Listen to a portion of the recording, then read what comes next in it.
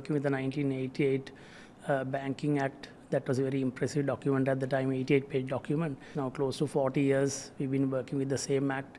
There had been some amendments in 2006, but post that the GFC, the global financial crisis happened, Basel III, Basel II, Basel III, 3.1, all these measures have come in, and I think it's high time that we amend the act. That's the first thing I would like to say. So yes, cost is a big element here, but we have no choice. Now on the compliance side, anyway, banks are taking massive compliance costs because of financial crime, cybercrime, etc.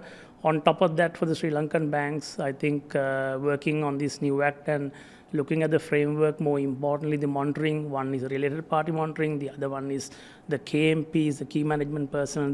There are new criteria. You need better experience, better qualifications. Central bank will finally decide who should be appointed. So finding new people, paying them more, all these costs will come into play, right? But this is very common in matured markets.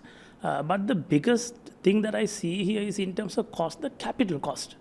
Because this has a big element around the capital, liquidity and governance. Those are three areas that they were trying to manage. With the large exposure policy that is mentioned in the act, ability to lend to large conglomerates or any client, your single borrower limit is coming down from 30% of the total capital to 25% of the tier 1 capital. Wow, that can halve your exposure in some cases, I'm sure. At least 20 to 40% of SBL limit will come down by 20 to 40% in a lot of the banks, right? Okay. So that's a big change. We've never seen anything like that. The other thing is on the large exposures, today you're looking at 15% of your core capital. Aggregation of all the 15% clients can go up to 55% of the total borrowing. That's the second check, right? That is coming down to 10%. So with that, what will happen is banks will really struggle to run with the current capital structures. So a lot of the tier 2 capital will be irrelevant at that point. You need to bring more tier 1 capital in, and capital has a cost. The capital cost has gone up significantly with US rates going up. Hopefully with the easing cycle, hopefully by end next year, the capital costs will come down in the emerging markets, and we have time for this. So that's the other good news about this. So we will start monitoring from 2026 January. You have to be compliant by end of 2028. So we have time to bring the capital in. We have time to manage the SPL. So a lot of time given to manage this. But the capital cost is something that I would say a big cost. And the other important thing is, to bring foreign capital in, your ROTs has to be around 18 to 20%. Today, the industry ROE is about 13, 14%, right?